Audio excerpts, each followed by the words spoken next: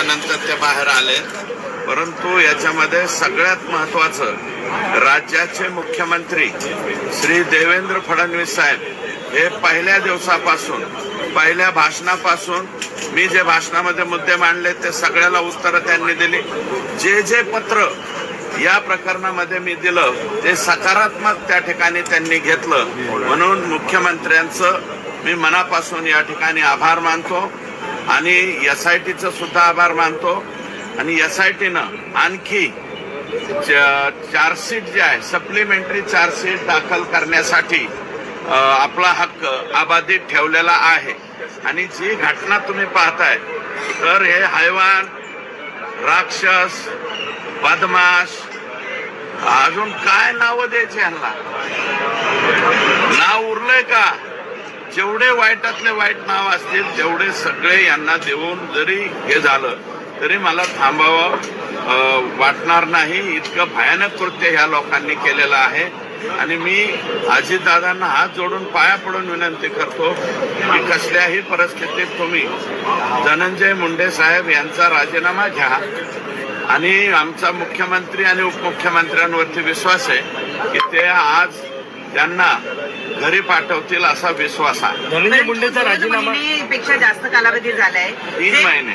जे फोटो आज आपण बघतो आहोत हे फोटो मुख्यमंत्री उपमुख्यमंत्री यांच्याकडे तब्बल 2 महिन्याच्या आधीपासून असावेत असं बोललं जात आहे. आणि तरी सुद्धा जर त्यांचा राजीनामा होत नसेल तर हे निर्ढावलेलं सरकार आहे असं म्हणतात. हे पहा, माझं मत असं आहे की हे फोटो आणि हे सगळं जे आहे चार्जशीट त्यांनी दाखवलं. माझ्या 1400 पानी चार्जशीट आहे. माझ्या हातात फक्त 32च पानं आतापर्यंत पडलेली. काही गोष्टी कोर्टाच्या समोर कोर्टाकडनं परमिशन घेतल्याच्या नंतरच पुढे येतात. त्याच्यामध्ये राज्याचे मुख्यमंत्री आले कारण ही कोर्टाची बाब आहे. प्रत्येक बाबीमध्ये लगेच असं तिरप्या नजरेनं पाहावं असं मला काही वाटत ज्या प्रकारे आता राजीनाम्यासाठी आग्रही होते पण धनंजय मुंडे राजीनामा द्यायला तयार नाही. मला ह्याच्या बाबतीत ते वरिष्ठ पातळीवरचा विषय मला माहिती नाही. संपूर्ण विरोधकांनी संतोष देशमुख कुटुंबियांना न्याय मिळेल असं वाटतं? नाही, राजीनामा घेऊन नुसतं थांबणार नाही. सप्लिमेंटरी चार्जशीट मध्ये याच्यामध्ये जे ही घटना कशामुळे घडलेली आहे तर खंडणीमुळे घडलेली. तर खंडणीची एक बैठक 7 पुढा ह्या त्यांच्या निवासस्थानी झालंय हा माझा आरोप अजूनही तसाच आहे. त्याच्यामुळं त्याचंही उत्तर त्यांना या ठिकाणी द्यावं लागेल. आणि जे कोणी डॉक्टर वाय भासे, महाराजा, गहाराजा, आणखी काही लोक आहेत आणि एक विनंती केलेली या सगळ्यांचे सीडीआर चेक करून याच्यामध्ये आणखी किती आरोपी वाढतात हे त्याच वेळेस कळेल. धनंजय मुंडेंचा राजीनामा आता मला असं वाटतं सगळा महाराष्ट्र हळहळलाय. मला वाटतं इथं समोर माझे जे तुम्ही सगळे लोक दिसत आहेत उजव्या बाजूला डाव्या बाजूला सगळ्यांच्या डोळ्यात पाणी आलं असेल. ज्याला हार्ट आहे त्या प्रत्येक माणसाला आणि हे हार्टलेस उत्तरं दिलेली आहेत धनंजय मुंडे साहेबांनी. 12 डिसेंबरचं त्यांचं स्टेटमेंट काढा ना, तुमच्याकडे असेल ना.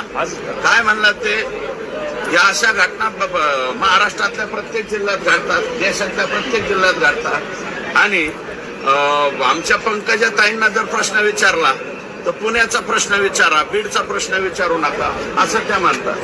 त्यांच्याकडे पर्यावरण खात्याची जबाबदारी आहे. मला वाटतं महाराष्ट्राची जबाबदारी आहे का संपूर्ण जगाची जबाबदारी हे मला माहिती नाही.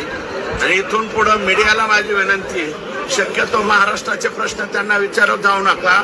ट्रम्प, बायडन, त्याच्यानंतर गाझापट्टी, जर्मनी, त्याच्यानंतर आणखी कोणता दुबई, तिकडचे प्रश्न विचारित जा. कारण त्यांना बीड जिल्ह्याबद्दल काही सोयीसूतक राहिलेलं नाही.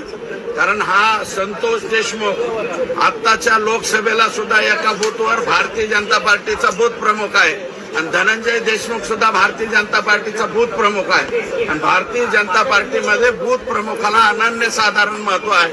आमच्या बूथ प्रमुखाची हत्या झालेली, आमचा बूथ प्रमुख हरवलेला आहे आणि त्याला न्याय हा मिळालाच पाहिजे. हे सगळे लोक फाशीवर गेले पाहिजे अशी माझी मागणी. आज राजीनामा नाही दिला तर विरोधकांची मागणी आहे की कामकाज चालू देणार नाही. तुमची पण हे बघा कोण काय म्हणतंय काय नाही याच्याशी मला काही देणं घेणं नाही.